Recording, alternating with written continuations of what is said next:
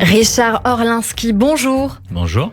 Merci d'avoir accepté mon invitation sur Radio J pour parler de votre univers artistique imprégné de pop culture. Vous, le fan d'Andy Warhol, un style à vous que vous avez fait naître en 2004, année où vous avez décidé de vous consacrer pleinement à l'art pour devenir aujourd'hui un des plus grands talents, on va le dire, de l'art contemporain, avec des sculptures d'animaux sauvages et d'objets iconiques aussi spectaculaires qu'innovateurs, tout en couleurs, mettant en scène notamment un alligator ou encore ce grand gorille aux allures de King Kong, bleu, rouge et d'autres couleurs en format XXL que l'on peut voir sur TF1 dans Vendredi Tout est permis, notamment pour les plus novices.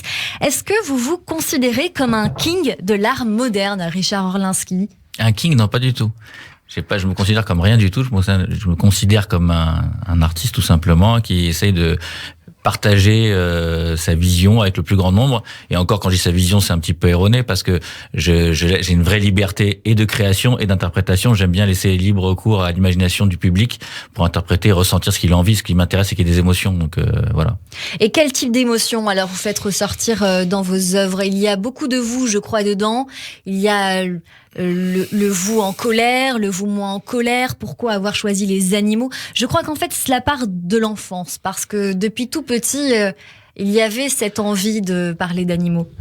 Oui, enfin, il y a surtout la vie. Moi, ce que je représente, quand vous me disiez à qui ça parle, vous me demandez à qui ça parle, j'ai des enfants de 2 ans à qui l'art parle. J'ai un ami qui a une sculpture et il la nourrit quand elle est pas là.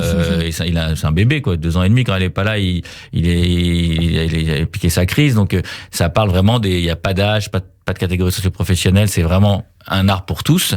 Et en réalité, là, oui, c'est un peu dans le parcours, parce que vous me parlez effectivement de mon enfance où j'étais un petit peu faillot à l'époque à la maternelle, et pour me faire bien voir des maîtresses, des directrices, etc., je sculptais dans de la terre glaise des animaux un peu moins sauvages que ceux que je fais maintenant, mais je faisais beaucoup d'éléphants. En fait, j'étais assez connu, well known pour les éléphants et des hippopotames, par exemple. Et c'est vrai que c'est un truc que j'ai arrêté à un moment, on va dire à la préadolescence, parce que c'était pas très rock'n'roll faire de la poterie, c'était un petit peu c'était pas ce qui est, notamment avec les filles, c'était pas le truc qu'il fallait faire. Je me suis mis à la musique, c'était pas glamour, c'est un peu comme faire du tricot, du crochet, c'est pas trop un truc de mec, quoi. Oui. Donc après je me suis mis plus en bad boy, les motos, la musique, etc. Et j'y suis revenu tardivement quand effectivement déjà les mentalités avaient changé, on avait évolué, l'art a pris une place prépondérante dans la société de plus en plus, et donc aujourd'hui on voit tous les brandings qui sont faits avec les marques, l'art devient quelque chose de très important, encore niche, mais quand même très important dans la société actuelle. Alors vous êtes très animé par la volonté de démocratiser l'art en le rendant accessible au plus grand nombre. C'est un petit peu ce que vous m'avez dit. En 2017, vous avez sorti un livre qui s'appelle « Pourquoi j'ai cassé les codes » aux éditions Michel Lafon. Alors en quoi vous avez cassé les codes ? Eh bien déjà, faut savoir pourquoi j'ai cassé les codes. J'ai cassé les codes parce que j'avais pas le choix, parce qu'on m'en a pas donné la possibilité. Moi, la première fois que je me suis dit bon tiens, je vais revenir à mes amours de jeunesse, j'ai jamais arrêté, mais je vais essayer en tout cas de montrer mon travail, d'exposer mon travail. Et ben je me suis heurté de toute façon à des boucliers qui m'ont de toute façon rejeté très rapidement. Donc j'ai dit bon bah écoute, il va falloir trouver une autre solution. Donc j'ai cassé les codes effectivement, et je me suis rendu compte typiquement que quand je faisais un livre et que je devais être invité à l'émission de Ruquier, il me disait bah oui mais bon on n'a pas de casse pour les artistes. Nous, t'as déjà vu des artistes qu'on reçoit ici, donc c'est super ce que tu fais, mais bon, sculpteur, on n'a jamais demandé à un sculpteur de venir. J'ai dit bon, c'est pas grave. Donc du coup, j'ai élargi mon champ d'action. Je suis revenu aussi à ce que je voulais faire quand j'étais plus jeune, c'est-à-dire de la comédie, puisque j'ai fait une école, c'est-à-dire de la musique. Donc j'ai fait plein de choses, dont effectivement l'art, mais du coup le fait d'élargir comme ça le champ des possibles m'a donné le livre aussi m'a donné le livre après vous en parlez, c'est un peu différent. Le livre, j'ai écrit ce livre pour vraiment transmettre. En fait, c'est pas une biographie du tout, c'est à travers mon histoire, ce que j'ai appris, et j'essaye à chaque fin de chapitre, je sais pas si vous l'avez lu, j'essaye de donner des espèces de conseils, de mantras, de conseils. Ouais. C'est en toute humilité, on n'est pas obligé de les suivre, mais en tout cas, pour certaines personnes, ça permet de faire, de prendre la voie 9/3 comme je dis toujours chez Harry Potter, c'est de prendre un petit peu des chemins de traverse pour éviter, c'est des mantras du style bon bah croire en soi. Les gens ont toujours l'impression que quand il arrive quelque chose, c'est de la faute de quelqu'un d'autre. Moi, je leur ai appris, ben non, c'est votre faute. Déjà, si on sait reconnaître que finalement c'est jamais la faute des fautes, mais c'est de la sienne, on avance, on progresse dans la vie. C'est toutes ces petits trucs, et j'ai eu beaucoup de lettres incroyables incroyable de gens qui ont été vraiment déjà qui leur ont permis de faire ce qu'ils avaient envie de faire, de pas changer de métier parfois, et puis d'avancer dans leur vie. Donc après, ça sera pas tout le monde, hein, c'est vraiment pas le but, mais en tout cas, si ça a servi même à 2 personnes, je suis content d'avoir fait ce livre. Oui, je comprends très bien ce que vous voulez dire. Vous êtes parisien depuis petit. Alors, on va juste retracer votre parcours très brièvement, parce que quand même, nous parlons de votre ascension, mais il faut savoir d'où vous avez démarré. Vous avez fait des études à Neuilly-sur-Seine. Vous avez obtenu un bac économie. Un DUG à l'Université Paris 1 et vous avez intégré l'Institut de Management International de Paris. Vous avez pratiqué différents métiers, notamment celui de promoteur immobilier, mais enfin très vite, finalement, vous vous êtes tourné vers l'art qui ne vous a jamais quitté parce que voilà, c'est votre nature, votre ADN. Vous êtes aujourd'hui représenté par plus de 90 galeries en France, à l'étranger. Et malgré justement le fait que vous dérangiez, parce que vous venez apporter quelque chose de plus accessible, quelque chose qui est un petit peu différent de ce qu'on a l'habitude de voir, vous vous êtes fait un grand nom auprès du public, du grand public et du petit public. Comment vous l'expliquez ? Déjà la proximité, c'est-à-dire que je pense qu'il faut être proche de son public, c'est ce que je vois, alors on n'en a pas encore parlé, mais même dans donc ma carrière artistique aussi sur scène, il y a une grande accessibilité, je donne beaucoup en fait. Pour recevoir, je pense qu'il faut donner beaucoup, et à partir du moment où on donne et qu'on s'investit et qu'on fait des choses, chaque chose de sa vie est aussi importante, tout le monde est important, ce que j'apprends aussi à mes enfants, c'est-à-dire le respect des autres, quel que soit ce qu'on fait, qui on est, etc. Donc c'est quand même aussi un espèce des dogmes, donc je pense que il y a ça, après il y a l'inventivité, le fait que je travaille en équipe et c'est assumé, je crée pas tout seul, moi je revendique avoir des équipes, être très bien entouré, et pour moi 10 cerveaux valent mieux qu'un, donc moi même si on a le final cut à la finale, j'écoute beaucoup les équipes, je me nourris beaucoup. Vous la jouez collectif. Voilà, le collectif, je me nourris beaucoup des critiques, des conseils, donc je reste connecté, quoi. Je suis dans un monde où je suis très connecté. Vous n'êtes pas dans votre microcosme artistique. Voilà, vous êtes dans l'échange. Dans l'échange, et puis quand vous avez parlé tout à l'heure, c'est vrai que vous avez rebondi sur le livre, mais l'art accessible, c'est vrai que c'est un de mes chevals de bataille. Aujourd'hui, quand je fais une collaboration, c'est plus par exemple la collaboration avec Disney, où je fais une sculpture du Mickey sorcier qui est vendue pour quelques dizaines d'euros. Donc les gens, et de qualité. Dizaines d'euros pour le petit format. Le petit format, c'était 59 euros, je crois. Ouais. Et du coup, déjà, ça fait un raz-de-marée. Il y avait des queues et les gens se battaient pour avoir la sculpture. Mais en plus, avec une qualité, parce que moi, j'ai imposé à Disney, je dis, OK, on fait un truc super accessible, mais il faut que ça soit quali. Donc moi, j'ai fait mon prototype. Ça a été respecté. Les gens étaient quand même vraiment très contents de pouvoir avoir une pièce d'art chez eux pour un tout petit prix. Et je l'ai continué. Et ça a beaucoup contribué. Et les gens m'ont remercié. Et ça a pas été clivant, parce que j'étais critiqué au début. Ouais, tu fais le truc pour tout. Ça dérange, en fait. Comment on va acheter une sculpture à plusieurs centaines de milliers d'euros, et puis en fait, ça n'a pas dérangé. Tous ces gens il y a un côté prescripteur, il y a un côté émulation en fait, voilà, c'est une somme de différentes choses qui ont fait que ça a fonctionné. Est-ce que vous trouvez que malgré votre succès, c'est un milieu difficile où le milieu de l'art en tant que tel peine à reconnaître votre succès? Et je parle pas du milieu, accessible à tous, voilà, la clientèle, entre guillemets, mais le milieu de l'art, est-ce qu'il reconnaît votre art à vous? Pas du tout, mais tant mieux, c'est mon cheval de bataille, ça m'embêterait peut-être qu'ils le reconnaissent aujourd'hui. Pourquoi? Parce qu'aujourd'hui, je suis un peu le bad boy, c'est très clivant, mais même là, sur l'émission que j'ai fait sur les murs dont vous avez parlé au début, on va en parler. Oui, donc j'ai des retours même d'artistes qui sont super contents d'avoir fait le show avec moi, parce qu'en fait, je donne un coup de projecteur à des artistes émergents, et ils me racontent même que dans les coulisses, même au petit niveau de l'art, parce qu'on peut parler des grands niveaux de l'art, puisque avec les institutions, etc., même des petits artistes qui sont pas grand chose, dire ouais, mais Orlinski, c'est commercial, c'est facile. Mais enfin, en quoi vous différez d'un Jeff Koons qui quand même reste dans le milieu de l'art contemporain, qui est reconnu quand même, on va dire. Qui était très décrié auprès. Déjà, il est américain déjà. Qui reste reconnu par le grand public. Voilà, ça reste quand même des personnalités comme vous de l'art contemporain qu'on expose en tout cas aujourd'hui. Bien sûr. Il a fait quand même débat avec la Ticciolina. Enfin, il a quand même une ascension qui a été très controversée. Ça reste toujours un débat, l'art, bien évidemment.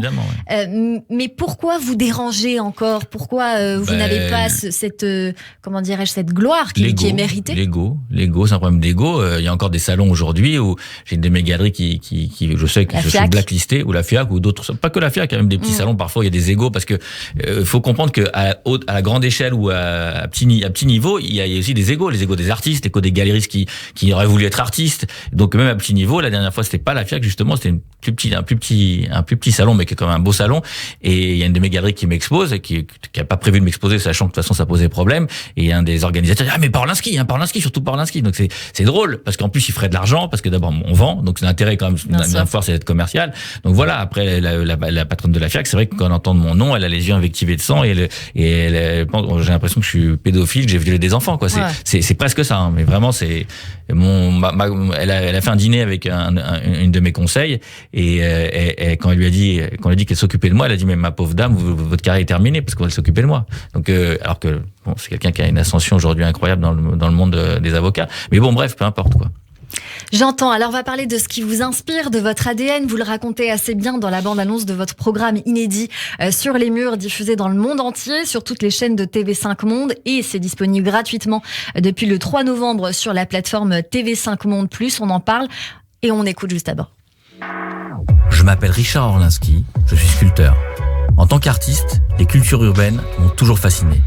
Danse, musique, street food, street art, la street culture a envahi les villes du monde entier. Ce style de vie, direct, brut, libre, me parle. Moi aussi, je me suis affranchi des codes. Je pars à la découverte de ces passionnés qui se servent de la ville comme support pour pratiquer leur art et pour exprimer leurs idées. En quoi la culture urbaine de la rue vous passionne, Richard Orlinski, vous qui finalement êtes très attiré par cet art que vous développez depuis tout petit? Pourquoi aujourd'hui la culture urbaine? Bien déjà parce que j'ai décidé quand j'ai pu en tout cas dès mes débuts et donc, dès que ça m'a été donné possible de amener le musée aux spectateurs et justement de casser un peu les portes qu'il faut, parce qu'il y a plein de gens qui n'osent pas déjà franchir la porte même d'une galerie, franchir la porte d'un moi j'ai un garde du corps il y a pas longtemps, il me dit c'est une démarche, on sait pas, on connaît pas les codes, on sait pas comment ça fonctionne. Donc du coup déjà j'ai commencé par exposer à ciel ouvert, donc dans des endroits hétéroclites, ça peut être dans les stations balnéaires comme dans les Trois-Vallées à Courchevel ou à Saint-Tropez, mais ça peut être aussi dans le bassin minier où j'ai redonné vie à une mine de charbon avec des gens qui sont quand même très très affectés par leur histoire. Et donc ça c'est dans la rue que ça s'est passé, n'importe où dans la rue. Et ensuite le street art c'est un mouvement qui est extrêmement intéressant, mais en fait street art c'est street food, c'est tout ce qui se passe dehors, tout ce qui se passe dans la rue, c'est pas que le street art. Et aujourd'hui le street art s'expose un peu sur les murs, pas sur les murs, dans les c'est maisons. Le titre de votre doc, oui, donc oui. Voilà, c'est ça. Mais donc voilà, après puis c'était surtout mon idée, c'était vraiment à la base de donner la parole, en tout cas de donner un coup de projecteur à des jeunes ou moins jeunes talents émergents et donc ce coup de projecteur, quand je vois maintenant après ces quelques tournages, les retours que j'ai en tout cas des artistes, je leur ai donné une joie et ce partage, ça les a fait connaître. En plus, on a vécu une pandémie quand même qui a quand même été très embêtante pour ces gens justement du street, puisque leur maison c'est dehors. Et dehors on n'a pas le droit d'y aller, il y avait des couvre-feux. Donc du coup, le fait de donner la parole ou un coup de projecteur à ces artistes, j'ai trouvé ça génial. Comment vous les avez rencontrés et sélectionnés? Alors j'ai pas fait la sélection vraiment parce que je pouvais évidemment, le problème quand on sélectionne, moi je connais quand même beaucoup de gens, il y a une espèce de favoritisme oui. Donc j'ai laissé ça en fait aux équipes de la prod et de TV5 de gérer. On vous les a donné. L'idée c'était vraiment justement qu'il y ait pas un choix, qu'il y ait pas de critères. Vraiment c'était de prendre, et je pense que c'était très bien fait. C'est un travail qui a été très bien fait en amont. Et à chaque fois que je rencontre quelqu'un, un artiste, je veux pas lire sa fiche. On m'envoie sa fiche, je la lis pas. Je veux découvrir la personne, et donc c'est beaucoup plus spontané.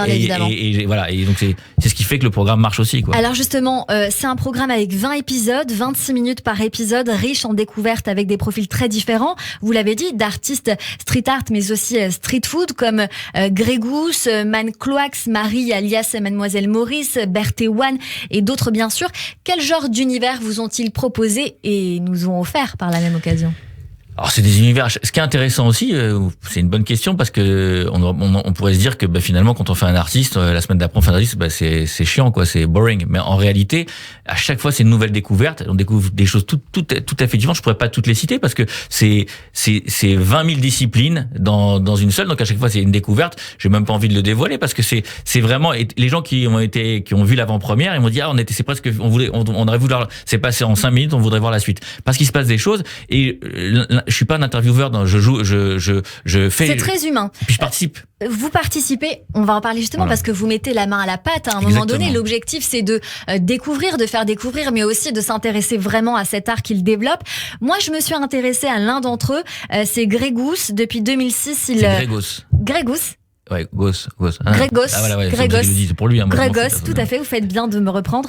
Depuis 2006, il propose des visages en plâtre qui investissent les murs de Paris, des autoportraits de lui parodiques. Voilà, son œuvre. Et j'ai envie qu'on écoute un petit peu l'échange que vous avez eu avec lui sur notre antenne. D'accord. Pour cet ancien graffeur habitué à poser sur les murs, se servir de la rue comme support devient vite une évidence. Il se prend au jeu et colle pendant 10 ans. Je me rappelle bien. 900 sculptures dans les rues de Paris. On en retrouve même une ensemble dans un endroit très inattendu. Waouh! C'est une de mes meilleures publications. Ah, j'adore. Ah, celui-là, il est unique. Voilà, alors vous trouvez ça unique et c'est vrai que quand on regarde ce documentaire, c'est très unique. À un moment donné, on regarde le sol et on voit qu'en fait, il a enlevé, enfin, je pense que c'est une pierre, entre guillemets, un pavé, voilà, qui a été retiré. Et on voit qu'il a incrusté un petit visage et il explique que quand il y a de la pluie, de l'eau qui tombe dessus, on ne voit que le bout de son nez, qui à force du temps a été un petit peu cassé d'ailleurs. Ouais. Mais c'est très admirable et appréciable de voir ce genre de découverte, j'imagine, pour vous. Bah oui, parce que c'est vraiment c'est pas ennuyeux, quoi. Moi, je me suis dit finalement, un artiste, on va lui poser à chaque fois les mêmes questions, c'est redondant. Bien non, c'est pas redondant. Chacun avec sa spécificité. Il y a beaucoup d'émotions. Je sais pas si le choix a été très bien fait par la prod, mais en tout cas, j'ai tourné avec des gens qui étaient très très intéressants et aussi ils m'ont fait partager leur univers. Donc j'ai mis la main à la pâte. Ils vous ont fait confiance. Ils m'ont fait confiance. On a fait des choses ensemble.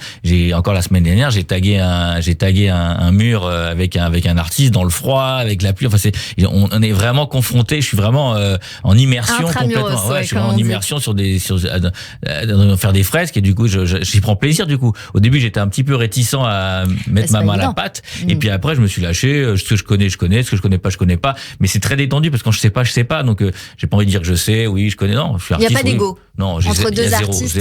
En tout cas, ceux que j'ai rencontrés, il y a beaucoup d'ego dans les artistes, dans la vie en général, parce que ça, je peux vous le dire. Ceux que je connais, en tout cas, c'est très compliqué. C'est pour ça que moi, je ne suis pas du tout et je ne rencontre pas. Je suis très peu au contact des autres artistes. Quelques-uns, parce qu'il y en a des sympas dans le lot. Mais là, c'est des artistes un peu atypiques et franchement, c'était tous incroyables, hein, et tous avec très très bonnes vibes. C'est vraiment très très cool. Alors, comment s'est passé votre envie de participer à cette série documentaire? On vous l'a proposé ou c'est vous qui êtes allé au-devant?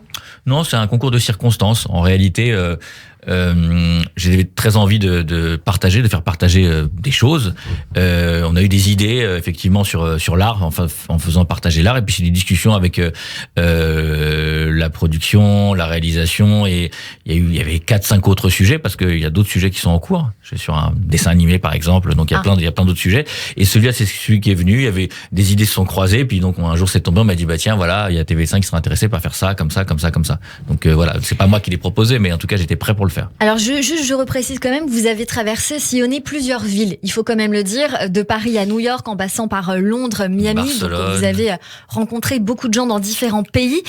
Est-ce que ces rencontres vous ont inspiré, vous ont donné aussi envie de vous réinventer? Bien sûr. Et on fait naître quelque chose évidemment, de encore nouveau. Ce que je vous disais tout à l'heure, on est mieux à 10 cerveaux qu'à un seul. Et ben là, je rencontre encore d'autres cerveaux, d'autres sensibilités, d'autres émotions, des choses auxquelles j'avais pas pensé.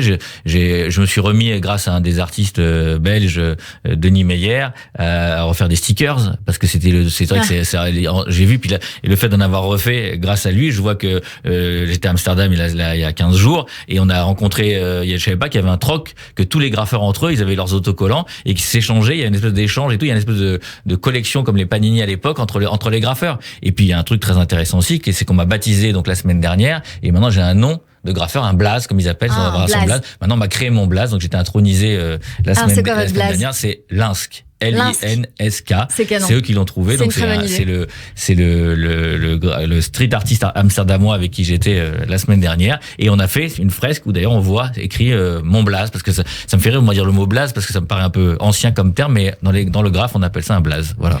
Eh ben écoutez, ça vous va très bien, Richard Orlinski. Alors je sais que il y a beaucoup de choses à dire sur vous. On va devoir pas tarder à passer à la deuxième partie de cette émission, mais quand même dire que vous soutenez énormément d'œuvres caritatives, en priorité les enfants. Ça vous tient à cœur? Est-ce que vous voulez nous en dire un petit mot?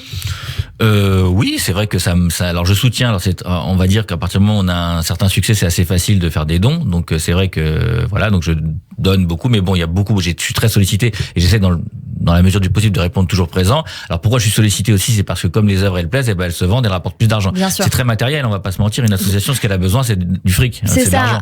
Et notamment après les attentats du 13 novembre, vous avez créé le Wild Kong dans le cadre du projet Riposte Paris.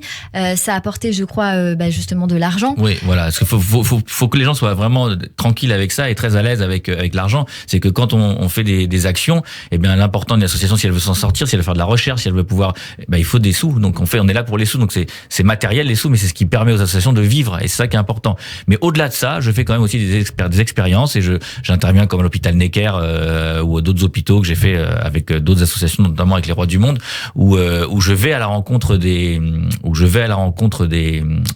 enfants et on fait des ateliers, on leur fait faire des coloriages. Enfin, je rentre vraiment dans l'univers et j'ai une petite anecdote si on a 2 secondes. On a 3 secondes parce qu'on a encore 2 minutes, mais je veux progresser avec vous. L'anecdote est très intéressante, c'est que comme je vous l'ai dit pour l'émission, je ne sais jamais à qui j'ai affaire et je n'ai pas envie de savoir du tout quelles sont les maladies ou les affections dont souffrent les enfants.